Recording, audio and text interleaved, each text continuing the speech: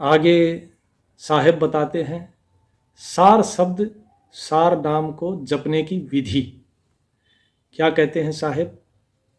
साहेब कहते हैं अजपा जाप हो सहज धुना, परख गुरुगम डारिये, मन पवन थिर कर शब्द निरखै, कर्म मन मथ मारिये, होत धुन रसना बिना, कर माल बिन निर्वार्ये, शब्द सार विदेह निर्खत, अमर लोक सिधारिये। आगे क्या कहते हैं? शोभा अगम अपार, कोटि भानु शशि रोम इक, सोडस रवि छिटकार, एक हंस उजियार तनु। अर्थात कि जो सार शब्द है, जो सार नाम है, उसे जिह्वा से नहीं लिया जाता, वो अपने आप चलता है, वो अजपा जाप होता है और सहज धुन है वो, मतलब वो एक जैसी रहती है। वो एक धुन है जो एक जैसी रहती है, वो ऊंची नीची नहीं होती, उसको जपने की जरूरत नहीं है। और उसको परख के, और जो सतगुरु है, सतगुरु के चरणों में, सतगुरु के ज्ञान में ही आप रहो। क्या बोलते हैं आगे? कि मन पवन, अर्थात जो हमारा मन है, जो हमारे 5 प्राण हैं, उनको स्थिर करो, स्थिर करो उनको। उनमें कोई तेज धीमा इस तरीके का नहीं, उसको स्थिर करना है आपको। कैसे? देखिए, मन तो आप समझ गए, अब पवन पे आते हैं। पवन पे क्या है? पवन है 5 प्राण, पान, अपान, उदान, समान, व्यान। ये 5 प्राण कैसे बनाए गए हैं? जो सांस लेते हैं, सांस रुकती है, सांस छोड़ते हैं, सांस बाहर आती है, बाहर से वापस जाने से पहले की स्थिति। इस प्रकार ये 5 प्राण हैं। 5 तरीके से हमारा जो है ये सांस चलता है। तो ये जो सांस चलेगा, इसकी गति बहुत ही धीमी हो जाती है, बहुत धीमी, धीरे धीरे धीरे धीरे इतनी धीमी हो जाएगी कि आपको पता ही नहीं चलेगा कि सांस चल रही है या नहीं चल रही है। इस प्रकार होता है मन थिर, पवन थिर। इसका अर्थ ये है। उसके बाद उस शब्द को जो है उसको देखो, फिर वो शब्द दिखाई देगा, अर्थात वो जो धुन है, वो सार शब्द है, वो सुनाई देगा आपको। फिर क्या कहते हैं? कर्म मन मत मारिये। कर्म मन मत मारिये का अर्थ है कि ये जो मन है, इसको मथो। इसको कैसे? कर्म के द्वारा। और कर्म कौन सा? सांसारिक कर्म की बात यहां नहीं हो रही है, यहां बात हो रही है जो अभी बताया था, पवन को थिर करना और उस शब्द को देखना, उसकी बात यहां हो रही है कि ये कर्म करके इस मन को मथो। और जब मन को मथोगे तो ये लगभग मर जाएगा। मरने का अर्थ क्या है यहां पर?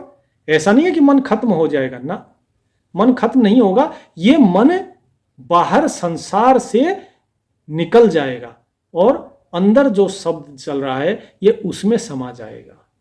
इसको कहते हैं मरना, मन का मरना। मन कभी नहीं मरता है वैसे। इसके बाद क्या होता है? अगर आपको इसमें अगर जरा भी शंका है तो कबीर साहब का एक शब्द है, कबीर शब्दावली में शायद 4था या 5वां शब्द है, आपको वो सुनना चाहिए, उसको पढ़ना चाहिए कि कबीर साहब ने क्या लिखा है मन के बारे में। आगे क्या है? होत धुन रसना बिना, कर माल बिन निर्वार्ये। कि वहां पे जो धुन है, अभी हम आवाज कर रहे हैं, जीभ बोल रही है, बोले उसका जाप बिना जीभ के होता है।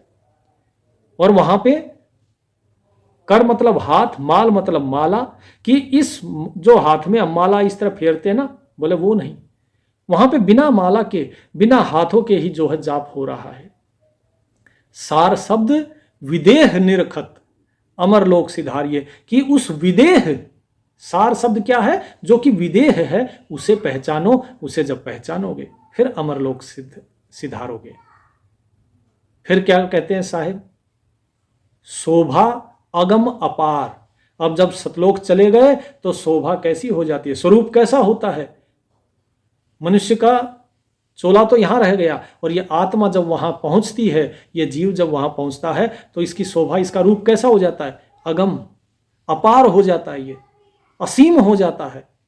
कोटि भानु शशि रोम इक, और इतना तेजमयी हो जाता है कि करोड़ों सूर्य और चंद्र जो है इसके एक रोम के बराबर हो जाते हैं।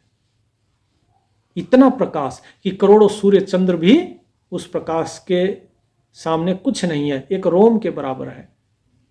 षोडश रवि छिटकार, एक हंस उजियार तन, वहां पर इतना प्रकाश है, वो परमात्मा का प्रकाश है।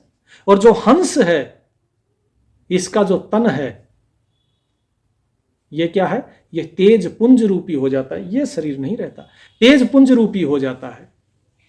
और कितना होता है उसका प्रकाश? 16 सूर्यों के बराबर। षोडश का अर्थ है 16 है, 16 सूर्यों के बराबर इस आत्मा का प्रकाश बताया गया है। एक हंस उजियारतन, तो ये साहिब ने बताया है, और इसको सुनकर धर्मदास जी जो है वो आनंद से गदगद हो गए, और क्या बोले? हे प्रभु तब चरण बलिहारी, किए सुखी सब कष्ट निवारी, चक्षुहीन जिमि पावे नैना, तिमि मोही हरस सुनत तव बैना। कि हे प्रभु, हे मेरे साहिब, मेरे सतगुरु, मैं आपके चरणों में प्रणाम करता हूं। आपने मुझे सुखी कर दिया, सभी कष्टों से दूर कर दिया। मुझे ऐसा लग रहा है कि जैसे किसी अंधे को आंखें मिल गई हो, मुझे बहुत सुखी हो रहा है, सुख का अनुभव हो रहा है। ऐसा लगता है जैसे अंधकार में मुझे दिव्य दृष्टि मिल गई हो, मैं सब कुछ देख सकता हूं। तो साहिब क्या बोले? बोले धर्मदास तुम अंश कूरी, मोहि मिलेऊ कीन्हे दुख दूरी, जस तुम कीन्हे मोमन नेहा, तजी धन धामरु सुत पितु गेहा। कि हे धर्मदास, तुम उस साहिब के अंश हो और तुम मुझे मिले हो, सारा दुख दूर हो गया, अर्थात मुझे बड़ा आनंद हुआ कि तुम्हारे जैसा शिष्य मुझे मिला। जिस प्रकार तुमने मेरे अंदर नेह किया, यानी प्रेम किया है मुझसे, तुमने सारा धन धाम, संतान, पिता, इन सब को जो है तुमने उनसे निर्मोह ही हो गए, उनका मोह छोड़ के तुम मेरे अंदर रमे हो। इसी प्रकार शिष्य को करना चाहिए। आगे शिष्य जो असविधि कही हैं, गुरु चरण मन निश्चल धरी हैं, गुरु के चरण प्रीत चित धारे, तन मन धन सतगुरु वर परवारे।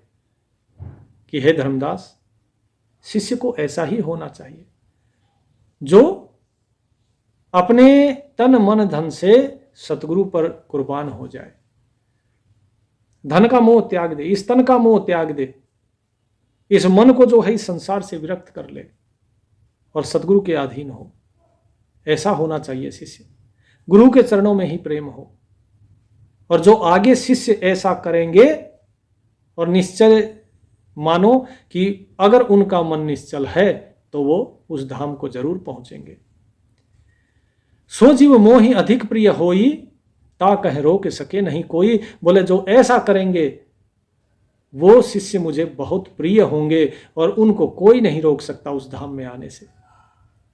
शिष्य होए सर्वस नहीं वारे, हृदय कपट मुख प्रीति उचारे, सो जीव कैसे लोग सिधाई, बिन गुरु मिले मोहि नहीं पाई। कि भाई, यदि कोई शिष्य अपना सब कुछ नहीं त्यागता है, मोह नहीं त्यागता है, लोभ नहीं त्यागता है, वो शिष्य बन रहा है, लेकिन हृदय में तो कपट है, और मुख से जो है वो मीठा बोल रहा है, लेकिन हृदय में कपट है।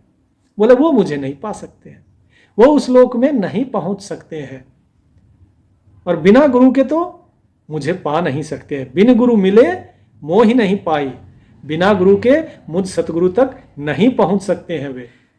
इसीलिए जब मीराबाई आई तो कबीर साहब ने क्या कहा कि रविदास तुम इसे नाम दो, क्योंकि कबीर जी की उम्र उस वक्त लगभग 119 साल के आसपास थी। तो उन्होंने कहा रविदास जी तुम दीजिए इसको नाम, क्योंकि मैं सतगुरु हूं और बिना गुरु के तो यह मुझे पा नहीं सकती है। तो इसीलिए रविदास जी से नाम दिलवाया। आगे क्या कहते हैं, यह सब तो प्रभु आप ही कीना, नहीं तो हतो मैं परम मलीना, करके दया प्रभु आप ही आए, पकड़ बाह प्रभु काल छुड़ाए, धर्मदास जी हाथ जोड़ते हैं और विनती करते हैं कि हे प्रभु, हे सतगुरु, बोले ये सब आप ही की कृपा है, जो किया है ये तो आप ही ने किया है, नहीं तो मैं तो बहुत मलिन हूँ, मेरे मन में बहुत मैल है, मैं अंदर बाहर से बहुत मलिन हूँ, मेरे अंदर इतना सामर्थ्य नहीं था कि मैं कुछ कर पाता, ये तो आप ही ने दया करी, आप दया करके आए हैं और मेरे हाथ को पकड़ के, मेरी बाँह पकड़ के मुझे इस काल से छुड़ाया है और ये ज्ञान दिया है। तो ये यहाँ पे धर्मदास जी ने कहा है। इसके आगे बहुत ही महत्वपूर्ण विषय है, वो है सृष्टि उत्पत्ति का विषय प्रश्न। उसको बहुत ध्यान से सुनिएगा, क्योंकि आपके एक एक दुविधा का, एक एक प्रश्न का समाधान अब मिलने वाला है। अभी तक आपने जाना कि परमात्मा नराकार नहीं है, वो निराकार है, वो विदेह है, वो कभी देह धारण नहीं करता है, उसका नाम जो है वो भी विदेह है, वो कभी इस मुंह से जपने में नहीं आता है। ये दोनों चीजें यहां पे स्पष्ट कर दी हैं, कबीर साहब ने खुद स्पष्ट करी हैं। इसके आगे हम जानेंगे कि क्या कबीर साहब परमेश्वर हैं, वो क्या कहते हैं अपने बारे में कि मैं कौन हूं, वो परमेश्वर हैं, स्वयं परमात्मा है, पूर्ण ब्रह्म है, या कुछ और हैं, और अगर वो परमात्मा नहीं है तो फिर कौन है परमात्मा। ये सारी चीजें हम अगले भाग में जानेंगे। सत साहेब।